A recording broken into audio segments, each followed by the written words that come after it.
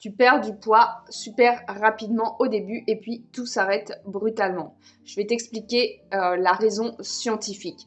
Le terme que tu entends partout, métabolisme bloqué, en réalité, c'est une adaptation métabolique compensatoire. Ce n'est pas pareil et comprendre cette différence va changer ton approche.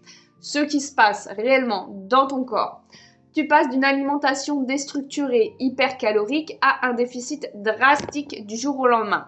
Dans un premier temps, ça marche. Tu perds du poids, logique, tu es en déficit calorique. Mais l'humain est un être d'adaptation.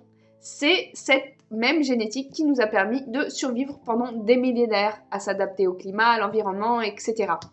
Et ces adaptations scientifiquement documentées montrent que toutes tes dépenses inconscientes, elles diminuent, ça s'appelle le NEAT. Ta leptine, ton hormone de satiété, elle chute et ton cortisol, il augmente.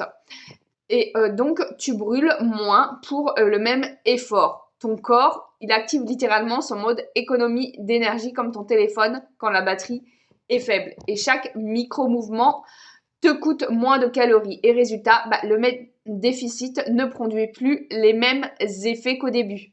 Et face à ça, la réponse catastrophique de 90% des gens, moins de calories, plus de cardio, encore plus de pression mentale, ce qui amplifie le problème. Plus de restrictions, plus de cardio égale plus de cortisol, plus de stress, dérégulation hormonale supplémentaire. Ce qu'il faut faire à la place, depuis combien de temps tu es en déficit, quelle est ta charge d'entraînement réelle, comment est ta récupération, quel est ton environnement hormonal, quelle est ta compliance réelle dans ta perte de poids. Il ne faut pas la forcer, il faut la structurer. Ton métabolisme, il ne se bloque pas, il s'adapte et ça s'accompagne. C'est exactement tout mon travail au quotidien. Donc, enregistre ce réel s'il t'a permis de comprendre pourquoi tu stagnes.